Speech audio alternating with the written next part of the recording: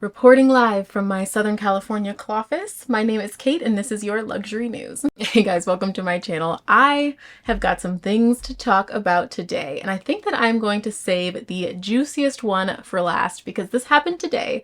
This video is probably going up tomorrow, so it will have happened yesterday, but you know what I mean. Like, the juiciest one though, the one that gave me more than enough news to make this video, is going to be at the end. So the first story that I want to talk about is a video made by Steve from Bedo Leatherworks. This is a video of a Birkin restoration, but it's not just any restoration of a bag. Like, I've seen some pretty crazy restoration videos. I like to watch videos like that. And if you're into that, you've probably seen some crazy things, but I have never seen something like this.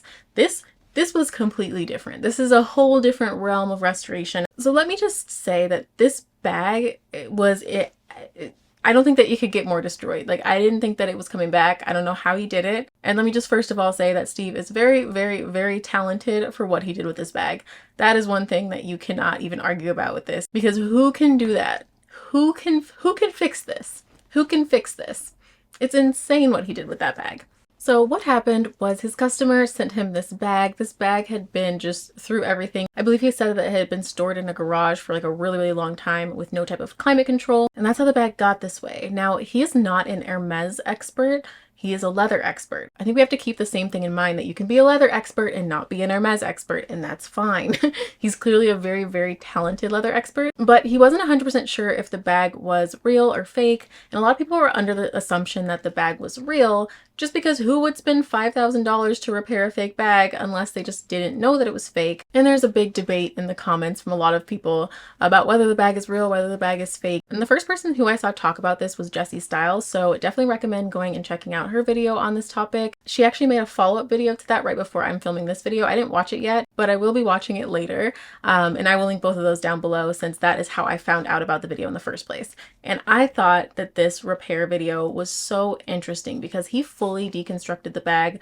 It was falling apart. Like, we know that it was falling apart, like, but he had to deconstruct it, cut all the little pieces out, replace the whole lining of the bag, and just the whole process was extremely interesting, real or not. I thoroughly enjoyed watching that. Even if the bag wasn't real, the process had to be somewhat similar over at Hermes because he made the same bag. I will say though, if that bag is not real, it's a pretty good fake. And I say that because the only red flag that it had for me when I watched the video was the fact that the feet unscrew, and it looked like it was really hard to get them unscrewed though. I've always heard that Hermes bags, the hardware is like hammered on, or the feet are hammered on, but I've only ever just heard that. I know everybody's gonna say that, and trust me, that is all that I have heard too, but I'm just saying that I never seen anybody take the feet off of their Hermes bag. I've never seen anybody do it. So how am I supposed to know what's in there? Like, I don't know for sure. Maybe if you have pictures, let me see them. Like, I'm curious. Because what if everybody's just saying this and like really it's like screwed on and then hammered on? Like, I don't know. I just am not clear on that. I'm not an Hermes expert. So, and that was the only really red flag for me personally. I think the stamping might have looked a little bit weird, but at the end of the day, the bag had gone through it. If it looked a little bit warped or it looked a little bit weird, like, who am I to say that it's not real? Like,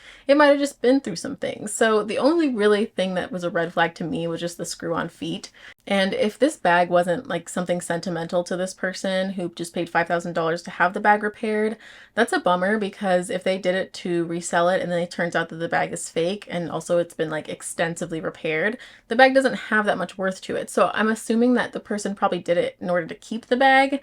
I don't know if that's true or not, and if it had sentimental value but it is a fake bag, like, it still has sentimental value. It was given as a gift, so it was not like this person went out and purchased a fake bag. And if they don't know, then like, how are they to blame? Like, they're not to blame at all. At the end of the day, if you acquired it and you don't know where it came from, it was given to you as a gift, it has sentimental value, then by all means repair it. It's still leather. It's still leather good. It's still good quality. From what Steve was saying when he took apart the leather, he was saying that that leather is really good quality. So have it repaired, carry it. If it means something to you, then great. That's my opinion on it. Of course, nobody asked for my opinion, but that is my opinion. Anyway, the whole point of bringing this up was not to just share my opinion on whether or not I think that the bag is fake. I just thought this video was really, really interesting. And I think that you should go check it out if you are interested in leather. It's just really cool video to watch. It's about 50 minutes long. It's long, but it's worth it. And it is just amazing what he was able to do with this bag. Like I said, real bag, fake bag, whatever the case is. is, he did an amazing job repairing that. One of the reasons that I like luxury goods, or that I like high quality goods, they don't have to necessarily be like a luxury brand or a designer brand. I like good quality items because they're worth being repaired. So having something go to the Hermes spa or having it go to leather surgeon, something that is worth sending off to get repaired so that you can keep it. One of my favorite examples is my Briggs & Riley luggage because it has lifetime repairs. I can always go get it fixed. And that's like the purpose of luxury to me. And I feel like that's really the purpose of luxury, something that is worth being fixed, something that is worth saving and not just throwing away when you're done with it. But let me tell you, if it was me with that bag, I'm not saying it would have went directly in the trash. I might have sold it to somebody who thought maybe they could fix it. Like, I don't know, but I'm not spending $5,000 to fix it. I'm not. From what Steve said, it smelled really bad, like it was mildewed, and it's just got to get out of my house at that point. Like, we're not trying to fix it. We're gonna let it go for $5,000. And let me tell you, that restoration was worth every penny of those $5,000. Like, that was $5,000 worth of work and time for sure. But I wouldn't have done it. Like, I wouldn't have sent my bag in to do it. Like it wouldn't be me. But like, he totally deserves that money for doing that project. And I feel like that's totally fair, but like, it wouldn't be me. It wouldn't be me. I just wouldn't, not putting that much money into a repair bag. Like, I can just buy another bag. But I do find the arguments in the comments of that video very funny. There's not that many people who are actually Hermes experts. There are not that many Hermes authenticators. There are not that many people who could tell from that video alone whether this bag is authentic or fake. But people are arguing in the comments with the confidence of people who made the bags at Hermes. Like, people are so confident in these comments. I think it's just funny to read through them. Like, it's not worth getting in an internet argument over. Like, I really don't care if the bag is real or fake. I just thought the video was interesting. I would say take a look at it, go watch it, go watch Jessie Styles' video as well. This next topic is more of like a question for you / an observation. I like to mix my observations in here along with real things that are going on with the luxury community that are like concrete, but also just some things that I have been noticing. So I've been noticing lately a lot more comments on YouTubers' videos who normally post luxury content. Luxury content is like their norm. This is their topic.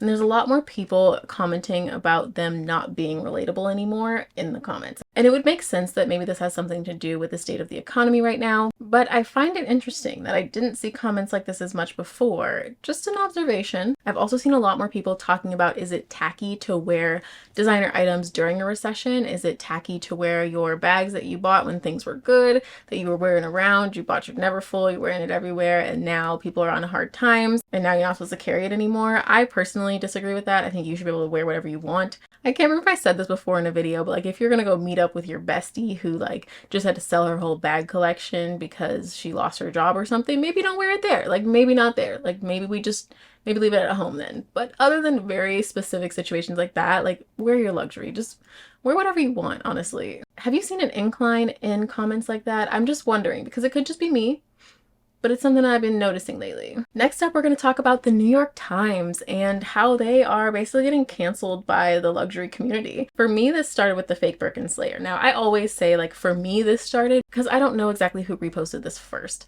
but the first place that I saw it was on the fake Birkin Slayer. They reposted this TikTok or this reel from the New York Times, and it was not good, but it is still up. They did not delete it, so it's still up. You can go to the New York Times on Instagram and still see it as their reels, and I will link it below. So it's called Inside the Rise of Superfake Handbags. And the woman in the video is named Amy X. Wang. She's an editor at the New York Times, and she did this kind of, I guess, investigation of fake handbags, specifically SUPERFAKES. So she says, I was able to acquire this $2,000 bag for $100. It arrived and it looked exactly like the original thing. I brought it to the Celine store. I've sort of stealthily looked at it up close against the real thing, and there's really nothing that would set it apart. Authenticators at resale sites even struggle themselves with trying to figure out if a bag is real or fake because they're so well done. With the stitching, the fabric, the style of the leather, a fake authentication card alongside the bag, and then she shows this Hermes authentication card, which, like, we know Hermes don't have authentication cards. We know that they just don't exist. So she went to go purchase the super fake. The contact that she had's name was Linda.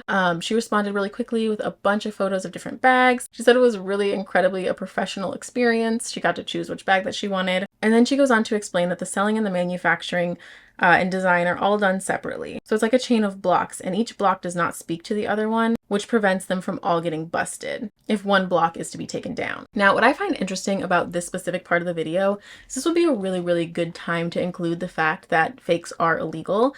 Except for they don't really say that in the video. Like, she doesn't really emphasize that whatsoever or really talk about it. And I think that if that disclaimer would have been added and this was an educational video to talk about being aware of super fakes and not being sold a super fake and just having people know that they exist and what goes along with buying a super fake, like for example, what these fake bags tend to fund, and that is a whole different video in itself. And I've talked about that topic before on my channel, but she really seems to just be glorifying the fake bags, just all the way 100% standing for them. She said a fake bag used to carry a bit of embarrassment, a bit of shame. It's actually grown from being something that is shameful to something that is celebrated. We're celebrating fake bags now? Is that what we're doing? Like, yes, I know that there are a lot of DHgate hauls, but like, we're celebrating it? And then she goes on to say how it made her realize how artificial the prices are, and people were going off in the comments. I think that before the luxury community really jumped on this, because the fake Birkin Slayer has like, what, like 150,000 followers? Before the luxury people really jumped on this, people were agreeing. I saw people agreeing in the comments, like quite a few people who were like, yes, the real luxury bags are not worth the price, which I mean, I can totally agree with. I can understand how you feel like luxury is not worth the price. Totally get it. But buying fakes instead is just not, it's not it. When you have such a big following like the New York Times does, like I feel like putting stuff out like this is just not responsible whatsoever. Like, did we just forget that it's illegal?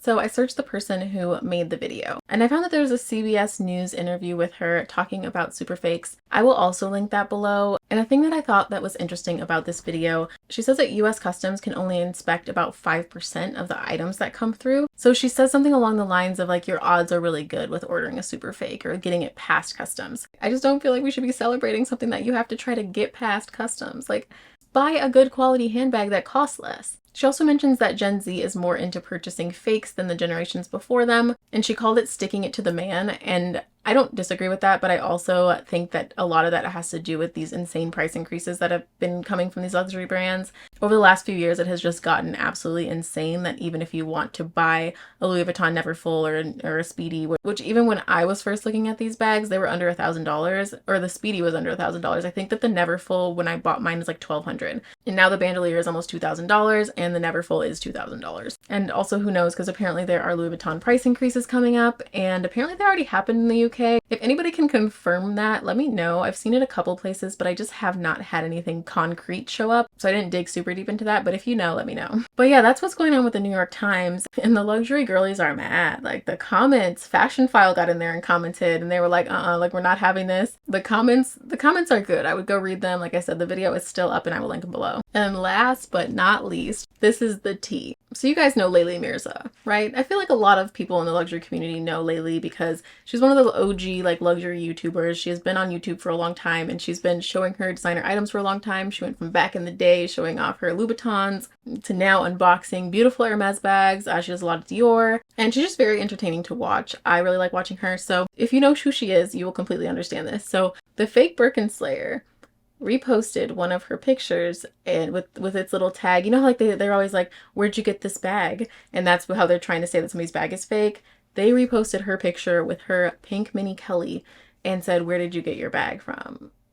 They shaded Layli. Like, I can say with 99.9% certainty that Layli's bag is absolutely real. Layli even put in her Instagram story the link to her video unboxing these two bags from a reputable reseller. They look amazing. They look like authentic Hermes bags. They are authentic Hermes bags, I can say with almost complete certainty. I wasn't in the factory when they made them, but like I can make a pretty good guess there. If there's one person who I have seen on the fake Birkin Slayer who I would not expect to have fake bags, it's her. So of course, when the fake Birkin Slayer says something, everybody goes to that person's page and goes and starts commenting, where's your bag from, right? So on Layli's post, somebody said, where did you get the bag? She said, if you don't know what an original bag looks like, don't embarrass yourself in my comments, please. This looks real to me. It's hard to tell now. If it's real, you should hold fake Birkin Slayer accountable and tell them to retract and apologize. It was only a matter of time before they got it wrong. And Layli replied saying, literally so embarrassed for them. In her Instagram story, she said, my mini Kelly was purchased from J Luxury Shop, and I'm very transparent about the bags that I purchased from trusted resellers. Someone else said, if your cheap eyes can't spot a real mini Kelly, it's not her fault. Come on, guys. Not Birkin Slayer coming for a creator I adore. And Layli said, I liked them, but now I'm embarrassed for them, haha. By the time I saw this, the fake Birkin Slayer story was about 6 hours old, and I checked right before making this video and the post is still up. They have not said anything about Layli. They have not like retracted it, nothing like that, but her bag, Like I said, I was not there when they made the bag, but her bag is real. Also, on a side note, Fashion File has a Kelly for under $6,000 that I got an email about earlier today. So I'm gonna put it, I'll put it down below.